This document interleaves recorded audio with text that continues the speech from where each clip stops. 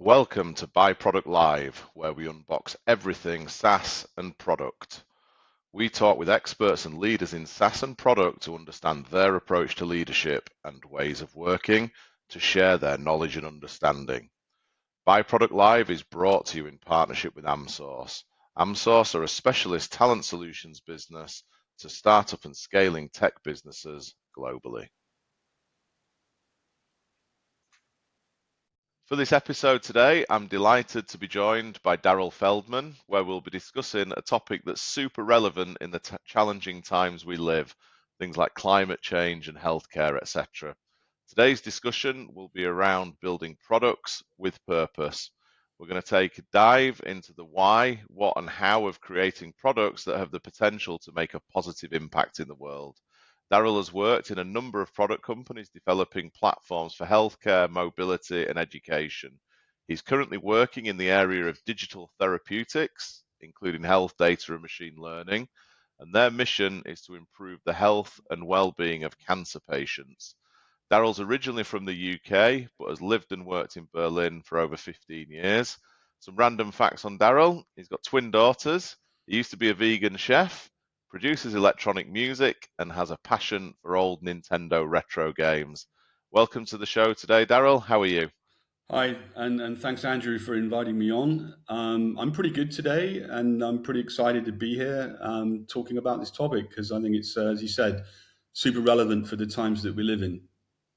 Yep, absolutely. So I think a good point to get straight into things is, why do you believe building products with purpose is so vital and relevant right now? And I guess in the time we Yeah, are as a society. yeah. I mean, not wanting to state the obvious, but I mean, we're living in a world that's changed radically in recent years, right? I mean, I think we're Yeah, all aware of that. I mean, climate change, pandemics, war, economic instability, in many countries. And I think for me personally, what's very important is the healthcare systems.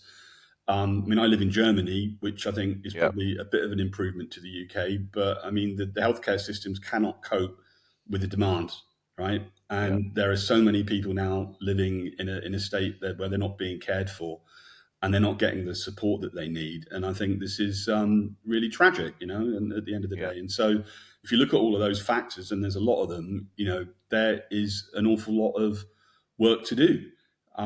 yeah, And I think, this is where I see there's a huge potential for disruption, for innovative products that have a purpose, and leverage technology and human-centered design to really play a vital role in filling the gaps left by government and authorities due to the lack of investment.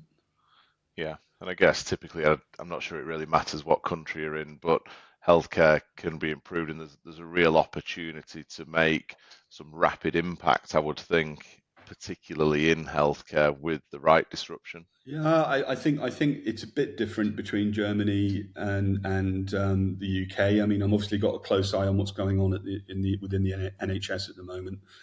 Yeah, But you're right. I mean, I think it's a global it's a global dynamic. And I think for me, as a product person, as a product leader, it's a matter of, well, where do I want to invest, the precious time that I've got left and the hard-earned product skills that I've gained over the years, yeah, and where can I make the biggest positive impact? And just to put a sort of personal note on this, I mean, for many years, I was just working like many of us do, in very pure commercial mode, working in e-commerce or more marketing related stuff.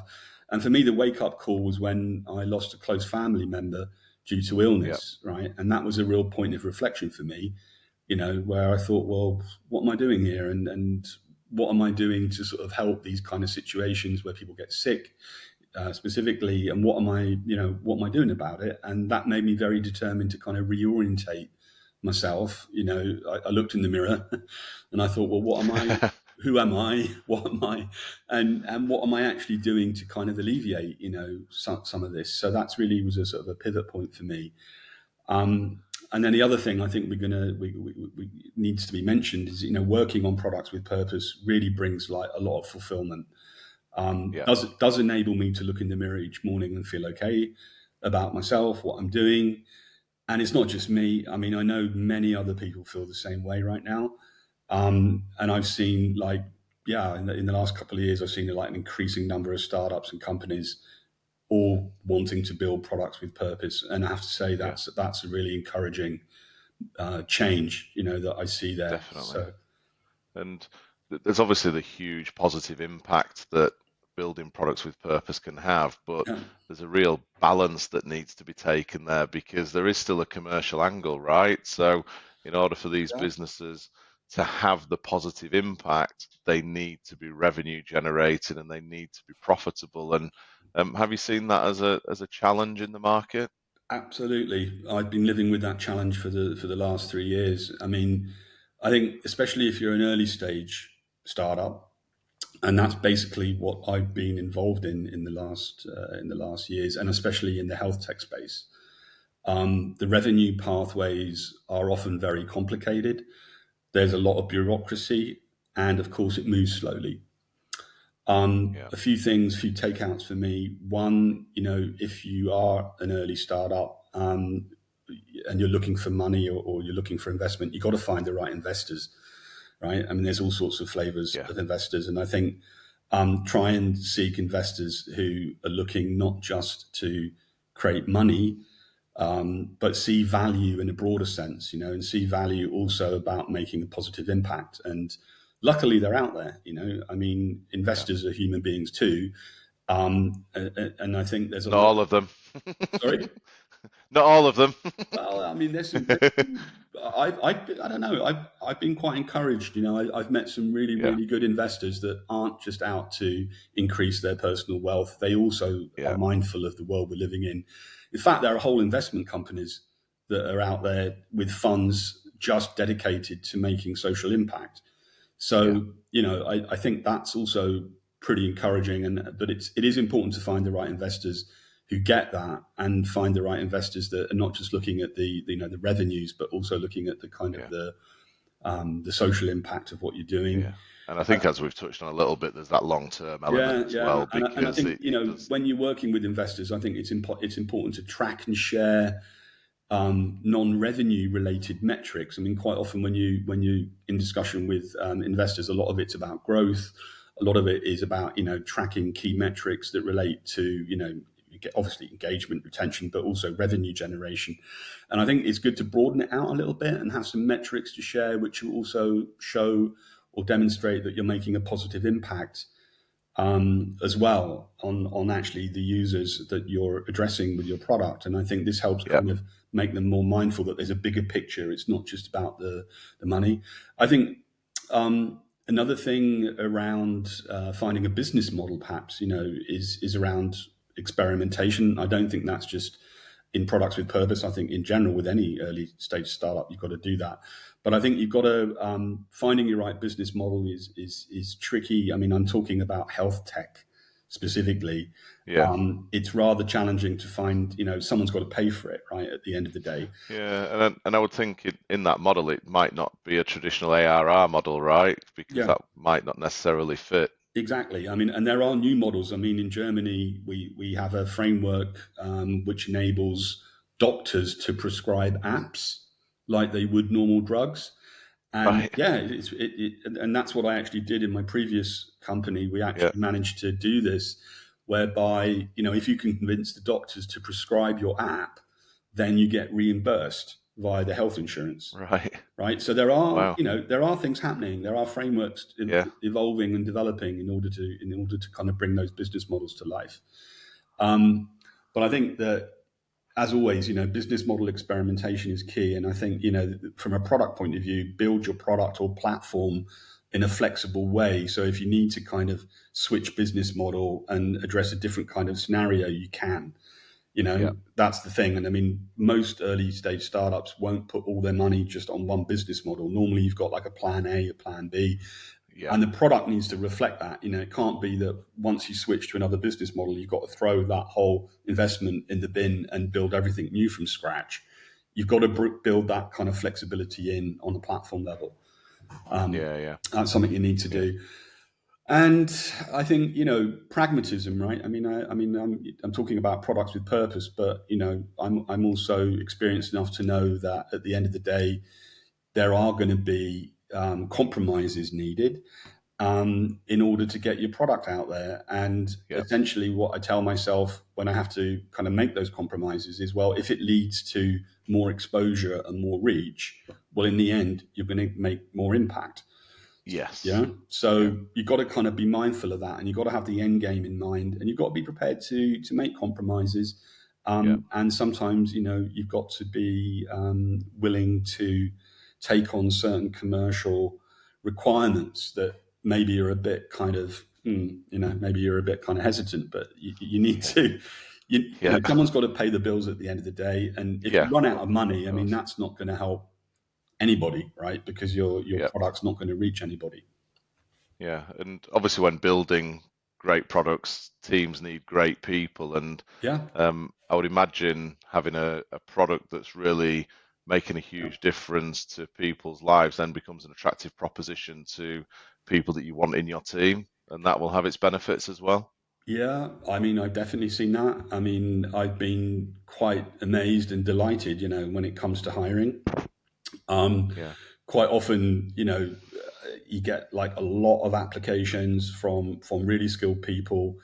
More and more, I think people are becoming more socially aware. Maybe it's also, you could say more the kind of Gen X, millennial sort of generation also coming into product roles, Yeah. who have these kind of topics, have these topics in mind, and quite often they're willing to be very flexible, even taking lower salaries, in order to work on products with purpose, Yeah. which is I was going to say it's good. It's not necessarily good for people to get paid less, but it's definitely useful if you're a startup where resources are scarce.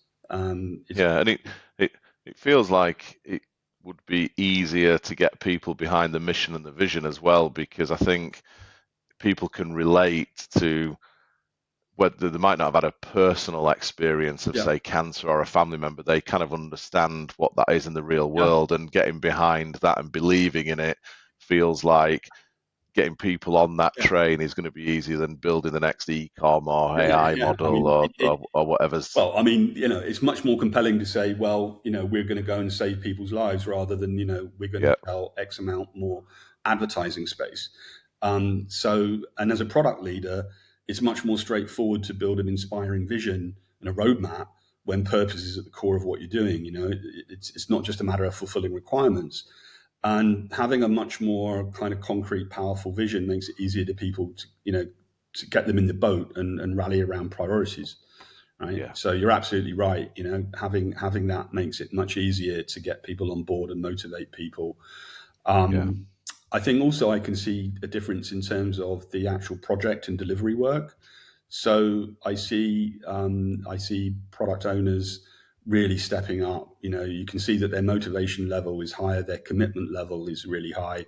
They're willing to step out of their comfort zone, yeah. and they're really willing to kind of step up to the challenge, going above and beyond. And I've seen that in the teams that I've Yeah, been lucky because they can to see work. that impact it's having on other people's lives, right? Yeah, yeah, Yeah, makes a really big difference. And then I think the other thing is seeing the positive outcome of your work. And I'll actually reflect on something that happened to me. I mean, I was working with cancer patients previously, and we used to have workshops with them, and we used to spend time with them. And honestly, you spend time with some cancer patients, and they tell you, look, that app that you built, that changed, the way I was handling mentally my cancer treatment. yeah, It was pivotal in my recovery, right? And I mean, this is kind of life or death stuff. And, it can bring you to tears, to be honest. I yeah, mean, absolutely. it's really emotional. And I came away from those workshops just feeling really invigorated. I Yeah, came away from it thinking, wow, I'm really doing. invigorated but humble, I would imagine, because it's, Yeah, you know, humble, absolutely.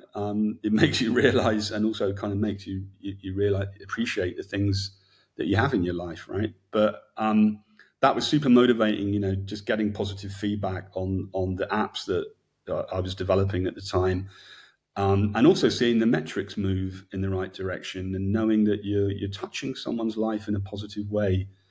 that makes a difference, and Yeah. that is amazing. Yeah, it's an amazing Yeah. feeling. Cool. And I guess some of the challenges though that come with building products in this space, because I guess typically there's regulatory requirements, we've got compliance, and particularly in healthcare because Mm. of the nature of the people that we're dealing with in the industry. Mhm. Um, what has that kind of taught you that you need when building products in that Phew, space? yeah, that's that's a good one. That's a good one, Andrew. I mean, I think that, well, the first thing I would say about it is, often the bigger impact and disruption you want to make, the harder it is to do so, right? And the longer Yeah, it can take to change a running system. So that's one thing. The bigger the disruption, the bigger challenge you're going to make, especially with healthcare. It's a very overly complex system, and as you say, there's a lot of regulatory stuff there. There's a lot of kind of bureaucracy and processes, and I mean, it needs to be regulated. I mean, it's the healthcare system, so I yeah, mean, there's a kind of a logic to it. But I mean, if I reflect on my experience in Germany, I mean, navigating the German health regulatory system brought many occasions where me and the team had to take a deep breath. yeah, And many times we had to make some very tough product compromises, and also revisit our planning as well, and sometimes even have to slow down a bit, yeah, because you can't be moving at a kind of fast pace, which is, yeah, I mean, speed's relative, but I mean, if you're moving at a fast pace like a typical startup, you can't expect, the health regulators to make decisions, at the same speed that an early stage startup would. yeah.